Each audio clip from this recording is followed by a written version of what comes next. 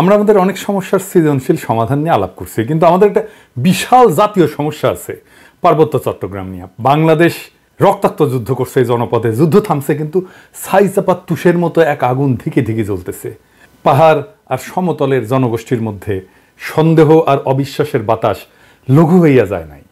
আমি মাঝে মাঝে ভাবি, যারা রাষ্ট্র চালায় তারা কি আদৌ সমস্যাগুলো নিয়ে ভাবেন? কিভাবে এটা সমাধান করা যায় এটা নিয়ে ভাবেন? ভাবলে, আন্তরিকভাবে চেষ্টা করলে তো এই সমস্যা একেবারে দূর না হোক, অনেকটা তো সহনীয় করে ফেলা যায়। রাষ্ট্র সবসময় অপদার্থরা চালায়, তাই কখনো আমরা ভাবতেই পারি না সমস্যাকে দূর করতে হলে কি কি কাজ করতে হবে, কিভাবে সৃজনশীলভাবে সমস্যার সমাধান করতে হবে। আজ আমি পার্বত্য চট্টগ্রাম ইস্যু নিয়ে আলাপ করব। আমার আলাপে সব সমস্যার সমাধান থাকবে না, তবে অন্তত একটা বড় সমস্যার সমাধানের বিষয়ে আলাপ করব। আশা করি বাংলাদেশের আপামর জনসাধারণ, সমতল এবং পাহাড়ের জনগণ আমার এই আলাপটাকে গ্রহণ করবেন। আসেন আল্লাহর নামে শুরু করি। এখন আলাপ হইতেছে আদিবাসী না উপজাতি এই বিষয় নিয়ে। আমি এই আলাপে এখনই ঢুকবো না, একটু টাচ করব আমার এপিসোডের একদম শেষ দিকে। আমার মতে সমস্যার মূলটা এই জায়গায় না, মূলটা মূলত দুইটা জায়গায়, একটা স্থানীয় আর একটা আন্তর্জাতিক। আন্তর্জাতিক বিষয়টা আমি প্রথমে আলোচনা করব, কারণ পার্বত্য চট্টগ্রাম নিয়ে আলাপ করার সময় সেই আন্তর্জাতিক প্রবলেমটা, সমস্যাটা, যেখানে ভারত একটা গুরুত্বপূর্ণ ফ্যাক্টর, সেটারে মাথায় রাখলে আমাদের বিষয়টা বুঝতে সুবিধা হবে এবং সমাধানের পথটা ভাবতেও সুবিধা হবে। আসেন এই দুইটা বিষয় কি কি। ভারত মনে করত যে পার্বত্য চট্টগ্রামের নাগা এবং মিজো বিদ্রোহীরা লুকায় আছে এবং তাদেরকে পাকিস্তানের গোয়েন্দা সংস্থা আইএসআই সাহায্য করে। তো এইটার পাল্টা কর্মসূচি নেয় ইন্ডিয়া, যে পূর্ব পাকিস্তানকে দেশটার রাজনৈতিক মূল অংশ থেকে বিচ্ছিন্ন করবে। তো ভারত এইটার উল্টা কর্মসূচি নেয় যে পূর্ব পাকিস্তানকে পশ্চিম পাকিস্তানকে বিচ্ছিন্ন করবে এবং এই কর্মসূচি নিয়ে আগায় যেতে থাকে। এবং এইটা নিয়ে আগায় যাওয়ার জন্য তাদের গোয়েন্দা মানে রকে সবুজ সংকেত দেয় ভারতীয় নীতি নির্ধারকেরা। অনেক পরে ভারতের গোয়েন্দা সংস্থা তার কর্মকর্তা বি রমন এই সম্পর্কে বলছেন যে এই যে পূর্ব পাকিস্তান থেকে ভারতের উত্তর পূর্বাঞ্চলে আইএসআই চালানো কার্যক্রমের অবসান ঘটাইতে ইন্দিরা গান্ধী পূর্ব পাকিস্তানের বাংলাভাষীদেরকে পাকিস্তান থেকে বিচ্ছিন্ন হওয়া এবং বাংলাদেশ নামে একটা পৃথক রাষ্ট্র প্রতিষ্ঠার ব্যাপারে সহায়তা করতে হবে এই সিদ্ধান্ত নেয়। এটা বি রমনের বই লেখা আছে। তো ভারতীয় তরফ থেকে বাংলাদেশের মুক্তিযুদ্ধে সংশ্লিষ্টতার একটা বড় উপাদান ছিল একটা বিশেষ বাহিনীকে পার্বত্য চট্টগ্রাম দিয়ে অপারেশনে পাঠানো। এই বিশেষ বাহিনীর নাম ছিল special frontier force. General Uban ছিল এই ফোর্সের প্রথম ইন্সপেক্টর জেনারেল। 1962 সালের শেষ দিকে এই ফোর্সটা গড়ে উঠছিল। 71 সালে এই জেনারেল উবানি ছিলেন মুজিব বাহিনীর প্রশিক্ষক। মুজিব বাহিনী কি জানেন তো? ছাত্রলীগ, যুবলীগ আর আওয়ামী লীগের যৌথ গেরিলা বাহিনী। এরা কিন্তু যুদ্ধ করেনি, আর আজকে তারা মুক্তিযুদ্ধের সিপাহসালার হয়ে গেছে। শুধু তাই না, উবান ছিল রক্ষী বাহিনীরও প্রশিক্ষক। তাইলে বুঝতে পারতেছেন তো যে ইন্ডিয়ার প্ল্যানটা কি এবং কিভাবে সে প্ল্যানগুলো সাজাচ্ছে তার আশেপাশে। এবং পার্বত্য চট্টগ্রামে যখন 71-এর চূড়ান্ত অপারেশন হয়েছিল, তখন মুজিব বাহিনী না, স্পেশাল ফ্রন্টিয়ার ফোর্স নামে ওই আনকনভেনশনাল বাহিনীকেও ভারতীয়রা পার্বত্য চট্টগ্রাম দিয়ে বাংলাদেশে ঢুকায় দেয়। এবং এই স্পেশাল ফ্রন্টিয়ার ফোর্স অনেক দিন থাকে, এমনকি 1975 পর্যন্ত থাকে পার্বত্য চট্টগ্রামে। তো এই ফোর্সের দায়িত্ব কি ছিল? যে পার্বত্য চট্টগ্রামে যে ভারত নিয়ন্ত্রিত মিজোরাম এবং নাগাল্যান্ডের স্বাধীনতা সংগ্রামী আছে তাদেরকে খুঁজে বের করে এবং নিশ্চিহ্ন করা। এখানেই শেষ না, এই স্পেশাল ফ্রন্টিয়ার ফোর্সের সাথে মুজিব বাহিনী পার্বত্য চট্টগ্রাম দিয়ে যখন অভিযান শুরু করে, এটা নভেম্বরের শেষ দিকে। এরা ত্রিপুরা রাজ্য থেকে পার্বত্য চট্টগ্রামের পানছড়িতে প্রবেশ করে নভেম্বরের শেষে। একদল চাকমা তাদেরকে অভ্যর্থনা জানাইতে যায়, মনে করছে তাদের মুক্ত করতে আসছে। এই জন্য একটা খাসিও নিয়ে গেছিল বেচারারা। আহারে, মুজিব বাহিনী ও স্পেশাল ফ্রন্টিয়ার ফোর্স এই সদস্যদের খাসিটা নিছে, কিন্তু অভ্যর্থনাকারী সবাইকে হত্যা করছিল। তারপর তারা পানছড়ির পাহাড় গ্রামগুলোতে হামলা শুরু করে, বাড়িঘর লুটপাট করে, আগুন লাগাই দেয়, সামনে যাকে পায় তাকেই হত্যা করে এবং মেয়েদেরকে ধর্ষণ করে। তাদের হামলায় পানছড়িতে ওই দিনই নিহত হয়েছিল 32 জন নিরীহ পাহাড়ি। তারপর তারা পানছড়ি থেকে খাগড়াছড়ির দিকে রওনা হয় এবং যাওয়ার পথে 176টা বাড়িঘর জ্বালায় দেয়। 14 ডিসেম্বরেও তারা 22 জনকে হত্যা করে। এই ছিল আওয়ামী লীগের মুজিব বাহিনীর মুক্তিযুদ্ধ। এটাই তাদের কন্ট্রিবিউশন। বাংলাদেশ থেকে ভারতীয় সামরিক বাহিনী চলে যাওয়ার সময় তাদের সেনাবাহিনীর এই স্পেশাল ফ্রন্টিয়ার ফোর্সকে রেখে দেওয়া হয় কক্সবাজারে। 72 সালের জুলাই পর্যন্ত পার্বত্য চট্টগ্রামে অপারেশন চালায়। তারপরে তারা প্রত্যাবর্তন করে। কিন্তু সবাই যে চলে গেছিল তা কিন্তু না, কারণ মুজিব যেদিন জয় বাংলা হয় না 1975-এ, ওই সময় পার্বত্য চট্টগ্রামে অপারেশন চালানো একটা ভারতীয় হেলিকপ্টার বিধ্বস্ত হয় রেকর্ড রে ভাই। মুজিব মূলত পার্বত্য চট্টগ্রামকে ভারতের হাতে তুলে দিছিল। আমি আর সেই ইতিহাসে গেলাম না, কিন্তু এখন পার্বত্য চট্টগ্রাম নিয়ে ইন্ডিয়ার পরিকল্পনাটা কি? ইন্ডিয়ার একটা দুর্বল জায়গা আছে চিকেন নেক, তাই না? আপনারা জানেন, যেটা দখল নিতে পারলে সেভেন সিস্টার জয় বাংলা হয়ে যাবে, আলাদা হয়ে যাবে। ইন্ডিয়া সেটা নিয়ে সবসময় একটা প্যারার মধ্যে থাকে। আমাদেরও একটা উইক জায়গা আছে, সেটা হইতেছে ফেনী, যা আমাদের বাংলাদেশ মূল ভূখণ্ডের সাথে পার্বত্য চট্টগ্রামকে যুক্ত করছে। ওই জায়গা দিয়া পার্বত্য চট্টগ্রামকে যদি আলাদা করে দিতে পারে ইন্ডিয়া, তাইলে চিকেন নেক নিয়ে তার না ভাবলেও চলবে, মুফতে একটা সমুদ্র বন্দর পাওয়া যাবে। তাই সে পার্বত্য চট্টগ্রামের সবসময় বিচ্ছিন্নতাবাদীদেরকে অকাতরে সাপোর্ট দেয়, শান্তি বাহিনীকে সাপোর্ট দিচ্ছে, কুকিজিনদের সাপোর্ট দেয়। তারা জানে পার্বত্য চট্টগ্রাম যদি বিচ্ছিন্ন হয়ে আলাদা রাষ্ট্র হয়ও, তাইলে এই ল্যান্ড লক একটা অতি অল্প জনগোষ্ঠীর ভূখণ্ডের ইন্ডিয়ার উপরে সর্বাংশে নির্ভর করা ছাড়া আর উপায় নাই। আর ওই অংশটা ইন্ডিয়া খাইয়া ফেলতে কোনো সমস্যা হবে না তখন। তবে আমরা এই সমস্যার কথা কম বেশি সবাই জানি। দ্বিতীয় যে সমস্যা, যেটার কথা আমরা একেবারেই জানি না, আলাপ করি না, সেই সমস্যাটা কি? আসেন সেটা নিয়ে আলাপ করি। এটা খুবই জটিল এবং কম আলোচিত সমস্যা। এই প্রসঙ্গে আমি আর একটা আলোচনা করে নিই, আপনাদের বুঝতে সুবিধা হবে। হংকং আর চায়না মেনল্যান্ড, এই দুইটা ভূখণ্ড কিন্তু একই দেশের হইলে সিস্টেম আলাদা, অর্থনৈতিক সিস্টেম আলাদা। হংকং অশান্ত না? আপনি একই দেশের দুইটা সিস্টেম করলে সেটা অশান্তির একটা বীজ হয়ে থাকে, যদি খুব ভালোভাবে ম্যানেজ করা না যায়। কারণ দেশ বা রাষ্ট্র একটা শরীরের মতো, এটার একটা রাজনৈতিক অর্থনৈতিক সংহতির দরকার পড়ে। ইকোনমিক সিস্টেম আলাদা হইলে রাজনৈতিক সংহতি রক্ষা করা দূর হয়ে যায়। কেন? মার্কস বলছেন যে রাজনীতি হচ্ছে অর্থনীতির একটা ঘনীভূত রূপ। অর্থনীতি যেমন, সেটাই রাজনীতি হইয়া দেখা দেয়। কথাটা খুবই সত্য কথা। একটা দেশের ইকোনমি যেমন, তার রাজনীতিটাও তেমন। এটা নিয়ে পরে আবার বিস্তারিত আলাপ করা যেতে পারে, কিন্তু আপাতত আজকাল আলাপের জন্য এইটুকু জানলেই চলবে। পার্বত্য চট্টগ্রামের ইকোনমি কি আলাদা? হ্যাঁ, আলাদা। ওদের ইকোনমি ভূমি নির্ভর। ওদের বর্তমান ভূমির মালিকানা ব্যবস্থা খুবই জটিল এবং বহুমুখী একটা কাঠামোর উপর প্রতিষ্ঠিত, যা ঐতিহাসিক, সামাজিক, সাংস্কৃতিক এবং প্রশাসনিক অনেকগুলো কারণের মিশ্রণ। তিনটা স্তরে এদের ভূমি ব্যবস্থাপনা। এক নাম্বার, ঐতিহ্যবাহী ভূমি মালিকানা ব্যবস্থা। এটাই সবচেয়ে বড় ভূমি ব্যবস্থাপনা। আনুমানিক 50 থেকে 60% ভূমি এই ঐতিহ্যবাহী ব্যবস্থাপনার আওতায় পড়ে। কেমন সেটা? এইটা গোষ্ঠীভিত্তিক মালিকানা, কোনো ব্যক্তি মালিকানায় না। পার্বত্য অঞ্চলের প্রধান জনগোষ্ঠী যেমন চাকমা, মারমা, ত্রিপুরা এবং অন্যান্য গোষ্ঠীগুলা তাদের নিজস্ব ঐতিহ্যবাহী ভূমি ব্যবস্থাপনা পদ্ধতি অনুসরণ করে। এই ব্যবস্থায় জমির মালিকানা সাধারণত পরিবার বা গোষ্ঠীর মধ্যে থাকে। এটা একটা মৌখিক ঐতিহ্য, লেখাপড়া কিন্তু নাই, কোনো দলিল নাই। জমি ভোগ, দখল এবং ব্যবহার করার অধিকার আছে, কিন্তু সেটা আইনগতভাবে নথিভুক্ত না। জুম চাষ হয় না পাহাড়ে, এই জুম চাষের জন্য যে ভূমি, সেইটা কিন্তু এই ঐতিহ্যবাহী কৃষি পদ্ধতি এবং এই ভূমি মালিকানায়। এখানে জমি ব্যক্তিগত মালিকানা না, বরং গোষ্ঠীগত মালিকানায় পরিচালিত হয়। 2 নাম্বার মালিকানা হচ্ছে সরকারি ভূমি মালিকানা। সরকার যেটাকে রিজার্ভ বন ঘোষণা করছে, এটা সরকারের মালিকানা। পার্বত্য চট্টগ্রামের একটা বড় অংশ আমরা জানি যে রিজার্ভ ফরেস্ট বা সংরক্ষিত বন হিসাবে ঘোষিত। এই ভূমি বন বিভাগ দিয়ে নিয়ন্ত্রিত এবং চাষাবাদ এবং বসতি স্থাপন এখানে নিষিদ্ধ। তবে আপনারা জানেন যে পার্বত্য চট্টগ্রামের অধিবাসীরা ঐতিহাসিকভাবে বনের মধ্যে চাষাবাদ করে এবং বসতি স্থাপন করে। তো সরকার যদি নিষিদ্ধ করে দেয়, তাহলে তাদের ঐতিহাসিকভাবে চাষাবাদের পদ্ধতি ছিল, সেটা নষ্ট হয়ে যায় না? এটা মাথার মধ্যে নাই এদের। কিন্তু এটা একেবারে বন্ধ হয়নি। এই সংরক্ষিত বন এলাকায় অনেক বসতি আছে জনগণের এবং ঐতিহ্যগতভাবে এই ভূমি তারা ব্যবহার করে। এইটাও একটা ভূমি বিরোধের অন্যতম কারণ। 3 নম্বর হচ্ছে সরকারি প্রকল্প। কাপ্তাই হ্রদ বাঁধ প্রকল্পের জন্য ব্যাপক ভূমি অধিগ্রহণ করা হয়েছিল, যা স্থানীয় জনগণের ভূমি হারানোর অন্যতম কারণ হয়ে দাঁড়িয়েছে। আমরা এই প্রসঙ্গে সমাধান পর্বে আলাপ করব। আনুমানিক 25 থেকে 30% ভূমি সংরক্ষিত বনাঞ্চলের অধীনে রয়েছে।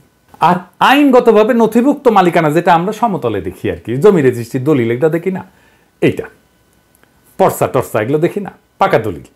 কিছু কিছু এলাকায় ব্যক্তি বা গোষ্ঠী তাদের জমির দলিল নথিভুক্ত করে ফেলছে, তবে এটা খুবই সীমিত এবং এইটা সবসময় সমস্যাযুক্ত, কারণ অনেক জমির মালিকানার বিষয়ে সরকারি রেকর্ড স্থানীয় ঐতিহ্যবাহী নিয়মের মধ্যে তো সংঘাত আছে, তাই না? এইটা ধরেন 10%-এর মতো। এই ভূমি ব্যবস্থাপনার মূল সমস্যাটা কি? সমস্যা হচ্ছে যে পার্বত্য জনগোষ্ঠী তাদের এই ঐতিহ্যগত নিয়মে জমি ভোগ দখল করলেও সরকারি আইনে তো স্বীকৃত না এটা। তারপর ধরেন উন্নয়ন প্রকল্প, যেমন কাপ্তাই জল বিদ্যুৎ কেন্দ্র এবং সমতলে অনেক মানুষ আসছে পার্বত্য অঞ্চলে, ফলে স্থানীয় জনগণের জমি হারানোর ঘটনা ঘটছে। আবার আরেকটা জিনিস বললাম যে রিজার্ভ সংরক্ষিত বন এবং কৃষি জমি নিয়ে যে সংঘাত, ওইখানে তারা বসতি স্থাপন করে, ওখানে কৃষি কাজ করে। সমতলের অনেকে বলে যে আমরা কেন পার্বত্য চট্টগ্রামে গিয়ে জমি কিনতে পারবো না, ওরা তো এসে সমতলে জমি কিনতে পারে। সমস্যা বুঝছেন তো? আপনি কার কাছ থেকে জমি কিনবেন? দলিলই তো নাই। দলিল তো মুখে মুখে, মালিকানা তো ব্যক্তির না রে ভাই, মালিকানা সামাজিক, এবং প্রায় 60% জমির মালিকানা এরকম। তো এই বাস্তবতাটা তো বুঝতে হবে। দেখেন এই সমস্যার সমাধান কি? ওয়ান কান্ট্রি টু সিস্টেম ব্যবস্থা আমাদের চালাইতে হবে ততদিন পর্যন্ত যতদিন না ব্যাপক সংখ্যাগরিষ্ঠ পাহাড়িরা এই সিস্টেম বদলানোর জন্য দাবি না করে। আমরা এই ব্যবস্থার জন্য হংকং এর অভিজ্ঞতা, স্কটল্যান্ড, উত্তর আয়ারল্যান্ডের অভিজ্ঞতা কাজে লাগাতে পারি। এইটা করে ঐতিহ্যবাহী ভূমি ব্যবস্থাকে আইনি স্বীকৃতি দিতে পারি এবং পুরো পার্বত্য চট্টগ্রামকে আমরা গ্রিন ইকোনমির আওতায় আনতে পারি। তাহলে আমাদের এই ওয়ান কান্ট্রি টু সিস্টেমটা ভালোভাবে বাস্তবায়ন করা যাবে। অর্থনৈতিক উন্নয়ন আর স্বাতন্ত্র্য 2 লক্ষ্যই অর্জিত হবে। পার্বত্য চট্টগ্রামে ব্যাপক অর্থনৈতিক উন্নয়ন করলে, পাহাড়িদের আয় আর জীবনযাত্রার মান বাড়াইলে বেশিরভাগ সমস্যার সমাধান হয়ে যাবে। আসেন এই গ্রিন ইকোনমিটা কি আর কিভাবে এটা ইমপ্লিমেন্ট করা যায় সেটা দেখি, বাস্তবায়ন করা যায়। গ্রিন ইকোনমি হলে এমন একটা অর্থনৈতিক ব্যবস্থা যা পরিবেশকে রক্ষা করবে, টেকসই উন্নয়নকে প্রাধান্য দেবে এবং এইটাই প্রাকৃতিক সম্পদের সঠিক ব্যবস্থাপনা, পরিবেশ বান্ধব প্রযুক্তি ব্যবহার এবং সবুজ কর্মসংস্থান তৈরির মাধ্যমে অর্থনৈতিক উন্নয়ন এবং পরিবেশ রক্ষার মধ্যে একটা ভারসাম্য আনবে। এবং আমরা পার্বত্য চট্টগ্রামকে যদি একটা সংরক্ষিত এলাকা বলে ঘোষণা দিয়ে গ্রিন ইকোনমির আওতায় নিয়ে আসি, তাহলে অনেকগুলো সুবিধা পাওয়া যাবে। স্বাতন্ত্র্য রক্ষা তো হবেই, পাশাপাশি অর্থনৈতিক উন্নয়ন সম্ভব হবে। সুবিধাগুলো এক এক করে আলোচনা করি। যেমন ধরেন, প্রাকৃতিক সম্পদের সংরক্ষণ করা যাবে। সংরক্ষিত এলাকায় অরণ্য, বন্যপ্রাণী এবং জীববৈচিত্র্য রক্ষার জন্য সঠিক ব্যবস্থাপনা গড়ে তোলা সম্ভব হবে এবং এর ফলে টেকসই একটা বন ব্যবস্থাপনা, যেটাকে সাস্টেনেবল বন ব্যবস্থাপনা বলা হয়, এবং পানি সংরক্ষণ, কার্বন নিঃসরণ হ্রাস করা যাবে এবং পরিবেশ বান্ধব কর্মসংস্থান তৈরি করা যাবে। কিভাবে? ধরেন ইকো ট্যুরিজম, জৈব চাষাবাদ, প্রাকৃতিক পণ্য উৎপাদন এবং স্থানীয় কারুশিল্পের মাধ্যমে স্থানীয় জনগণের জন্য কর্মসংস্থান সৃষ্টি করা যাবে। পরিবেশ বান্ধব উদ্যোগ নেওয়া যেতে পারে, যেমন সৌরশক্তি প্রকল্প, জৈব প্লাস্টিক উৎপাদন প্রকল্প, এইগুলো তৈরি করা যেতে পারে। এবং যেহেতু আমরা এখানে কার্বন নিঃসরণ কমাবো, তাই আন্তর্জাতিক সহযোগিতা পাওয়া যাবে প্রত্যেকটা প্রকল্পে। শুধু আন্তর্জাতিক সংস্থার সাহায্য, টাকা পয়সায় না, প্রযুক্তিগত সহায়তাও নেওয়া যাবে এবং পরিবেশ বান্ধব ট্যুরিজম গড়ে তোলা যায়। এখন যে ট্যুরিজম আছে এটা পরিবেশ বান্ধব না, এটা আয়ের একটা গুরুত্বপূর্ণ উৎস হতে পারে। আর সামাজিক উন্নয়ন জনসাধারণের, যেমন ধরেন স্থানীয় জনগণের শিক্ষা, স্বাস্থ্য এবং আর্থিক অবস্থার উন্নতির জন্য প্রকল্প নেওয়া যেতে পারে, যেটা তাদের জীবিকার বিকল্প উৎস হিসেবে কাজ করবে। যারা বনাঞ্চলে কাজ করতেছে, যারা বনাঞ্চলে আবাদ করতেছে বা বাসস্থান করতেছে, তাদের জন্য একটা বিকল্প, একটা কর্মসংস্থানের উৎস আমাদের খুঁজে বের করতে হবে। এবং স্বাতন্ত্র্য রক্ষার জন্য এই প্রত্যেকটা প্রকল্পে স্থানীয় সম্প্রদায়ের অংশগ্রহণ নিশ্চিত করতে হবে। স্থানীয় জনগোষ্ঠীকে সিদ্ধান্ত গ্রহণ এবং ব্যবস্থাপনার অংশীদার করে ফেলতে হবে। তাদের ম্যানেজমেন্টে পার্টিসিপেশন ছাড়া আমরা কোনো কাজ করব না। তাদের সাংস্কৃতিক ঐতিহ্য এবং জীবনযাত্রাকে সম্মান জানায় উন্নয়ন পরিকল্পনা করতে হবে সব সময়। সংরক্ষিত এলাকাকে বিভিন্ন জোনে ভাগ করা যেতে পারে। যেমন ধরেন কোর জোন, যেটা সম্পূর্ণ সংরক্ষিত এলাকা, যেখানে মানুষের প্রবেশ সীমিত থাকবে। বাফার জোন, যে কিছু নিয়ন্ত্রিত কার্যক্রম, যেখানে ইকো ট্যুরিজমটা চালাবো। আমরা ইকো ট্যুরিজম সব জায়গায় চালাইতে দেবো না এবং এখানে গবেষণাও করব। এবং sustainable use zone, third zone, যেখানে পরিবেশ বান্ধব চাষাবাদ, কারুশিল্প এবং অন্যান্য কার্যক্রম পরিচালনা করা যাবে। এবং একটা কঠোর আইন, পরিবেশ সুরক্ষা আইন লাগবে ওইখানে। সংরক্ষিত এলাকায় বৃক্ষ নিধন, শিকার এবং দূষণ কঠোরভাবে নিষিদ্ধ করতে হবে এবং আইন ভঙ্গ করলে দৃষ্টান্তমূলক শাস্তি ব্যবস্থা করতে হবে। এবং আমরা পুরো সিস্টেমটা ঠিক মতো চলতেছে কিনা এটার জন্য প্রযুক্তির ব্যবহার করব, ড্রোন লাগাবো, স্যাটেলাইট ইমেজ ব্যবহার করব, যে সংরক্ষিত এলাকায় সার্বক্ষণিক আমরা নজরদারি করব যে কেউ আমাদের এই পরিবেশের ক্ষতি করতেছে কিনা। এবং এই অঞ্চলে আমাদের একটা গবেষণা এবং ডকুমেন্টেশনের একটা শক্তিশালী সিস্টেম রাখতে হবে, যে সংরক্ষিত এলাকায় জীববৈচিত্র্য, সম্পদ এবং পরিবেশগত অবস্থা নিয়মিত এটা ঠিক থাকতেছে কিনা, এটা নিয়মিত গবেষণার মাধ্যমে পর্যবেক্ষণ করা হবে। আর আসেন কাপ্তাই লেক এলাকা। এই যে কাপ্তাই লেকটা করা হয়েছে, জানেন এখানে কত মেগাওয়াট বিদ্যুৎ হয়? 230 মেগাওয়াট মাত্র। এটা গোটা বাংলাদেশের চাহিদার মাত্র 5%। এই যে 5% বিদ্যুৎ, তার জন্য কত বড় সমস্যা আমরা তৈরি করছি। আমরা যদি ঘোড়াশাল বিদ্যুৎ কেন্দ্রের কথা চিন্তা করি, ঘোড়াশাল বিদ্যুৎ কেন্দ্র 950 মেগাওয়াট বিদ্যুৎ উৎপাদন করে, তার মানে 4 গুণ এই কাপ্তাই লেকের চাইতে। তাইলে আমি এটা আসলে রাখবো কেন? এই কাপ্তাই বাঁধ ভেঙে দিয়ে আমরা জমি উদ্ধার করলে কি সমস্যা? এটা ভেবে দেখতে হবে।